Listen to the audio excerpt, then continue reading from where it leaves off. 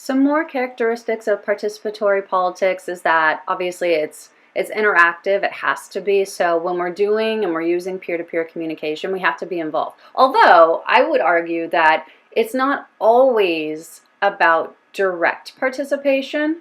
You could be on the periphery, right? You could be a quote-unquote lurker on social media, like a lot of us do, sort of low engagement, where we're scrolling through posts, but maybe we're not liking, maybe we're not commenting, but it's resonating with us. It might be sitting in our brains, percolating, but maybe we don't take an action then. So when I say interactive, I don't just mean that you're actively posting, just the fact that you're engaging in the first place, whether it be lurking or on the periphery, that's still interaction to an extent. Obviously, this is peer-based, so we're looking at peer-to-peer communication. The goals of participatory politics is really about seeking to amplify voice, particularly in today's day and age, voices that we have historically marginalized, oppressed, or silenced. And so we're trying to amplify those voices. We're trying to, whether those individuals themselves are trying to be amplified, or whether there are entire movements or networks of groups trying to amplify voices that don't have the access to media and communication technologies. We're collectively trying to amplify these voices and perspectives because they're important to democracy, right? They're important to not just go along with the status quo if the status quo is continuing the oppression of marginalized groups. So in order to change that landscape and change that conversation, we need to have the inclusion of a diverse variety of voices. And lastly and ultimately, it's about seeking to influence power. And as I discuss power, I always get tripped up with like a Foucauldian sense of power, and that power is not a tangible thing that can't be given or taken. But I would actually argue against Foucault in that sense that when we have power, yes, it's not tangible, but we see the tangible impacts of it. We see the tangible effects of power. And so when we're thinking about participatory politics, it really is about the exchange of that power and trying to limit the consolidation of power in the hands of a few and instead spreading that power out to the masses and getting the masses empowered to create change for the betterment of everyone and to stop the oppression and stop the continued marginalization of certain groups in our society so that everybody is able to live in peace, freedom, and liberty.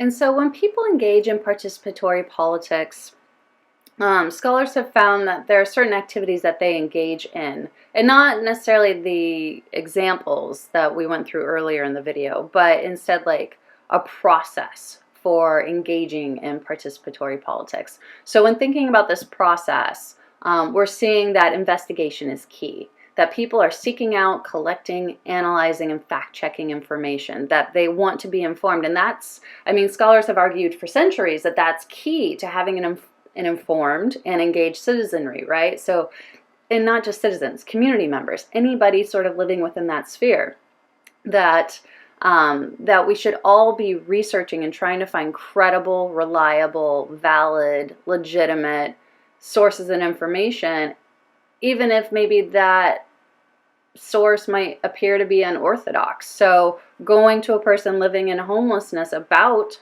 homelessness instead of relying on a politician about homelessness. So thinking about who our sources and who's lent legitimacy in our society, but who should be lent legitimacy in our society. Also part of participatory politics is dialogue and feedback. That goes hand in hand with that idea that it's interactive and it's peer-based, so that peer-to-peer communication is happening, but it's not happening in a vacuum. We're not just speaking out into the ether, but we're engaging in a dialogue and a feedback process of communication. So we're listening. And that's something that people don't talk about a lot when we talk about activism or civic media, is that just as important as talking and amplifying voices, just as important is to not talk and to listen, to know when to stop talking and to know when to listen and to know when to pass the mic and to know when to step back and say, wow, I didn't know as much about that as I thought I did. And we all need to sort of learn that lesson in today's day and age about passing the mic and engaging in that dialogue. The next step is thinking about circulation, so the flow of information and how it can be shaped by the broader community.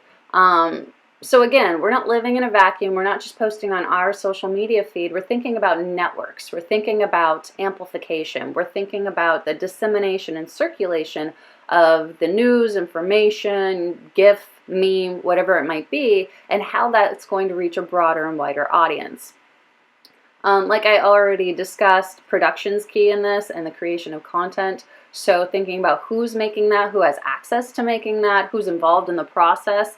Are the people who are directly affected in the production creation process, or have they been cut out? And are people sort of creating media on behalf of others, which is not ideal? For true empowerment, the people who are directly affected need to be directly involved in the creation and production and circulation and dissemination of their voices and their experiential knowledge and their lived experiences. And then lastly, and sort of the culmination of all of this would be mobilization. And like I've been discussing throughout the semester, mobilization is key here. So getting not just people talking about this, but people mobilized and ready for action. And that might mean showing up to a physical protest. That might mean boycotting and putting your money somewhere else that doesn't support an oppressor. It doesn't support the continuation of the marginalization of people. That really does mean sort of stepping up and putting action to your words and making sure that when we're engaging in participatory politics, we're sort of seeing it through to the end, which is, again, that mobilized action.